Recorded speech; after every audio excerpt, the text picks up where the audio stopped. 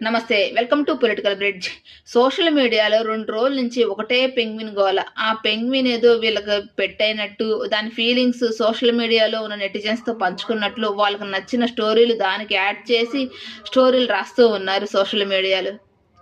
ఇప్పుడు పక్కనున్న మనుషుల గురించి పట్టించుకోరు గానీ, ఎక్కడో అంటార్క్టికాలో ఉన్న పెంగ్విన్ గురించి తెగ బాధపడిపోతూ ఉన్నారు. అదే సోషల్ మీడియాలో మనుషుల్ని తెగ ట్రోల్స్ చేస్తూ ఉంటారు. వాళ్ళ చావులకు కారణమవుతూ ఉంటారు. కానీ ఆ పెంగ్విన్ గురించి అది పడే బాధ గురించి వీళ్ళ లైఫ్ ఎక్స్‌పీరియన్స్‌ని దానికి యాడ్ చేసి స్టోరీలు రాస్తూ ఉన్నారు. ఒక గ్రూప్‌లో నుంచి ఒక పెంగ్విను సెపరేట్‌గా కొంచెం దూరం నడుచుకుంటూ వెళ్ళింది పర్వతాల వైపు. అయితే ఆ పెంగ్విను లవ్‌లో బ్రేకప్ అయిందని ఒకరు, ఆ కాస్త వీడియోని చూసే ట్రస్ట్ కోల్పోయిందని ఒకరు, చనిపోవడానికే వెళ్తుంది పర్వతాల వైపు, సముద్రం వైపు వెళ్లకుండా అని ఒకరు, దానికి మెంటల్ స్టెబిలిటీ కోల్పోయిందని చెప్పేసి ఒకరు, వాళ్ళకిష్టం వచ్చినట్టు స్టోరీలు ఆ పెంగ్విన్‌కి యాడ్ చేసి వీడియోస్ చేస్తూ ఉన్నారు సోషల్ మీడియాలో.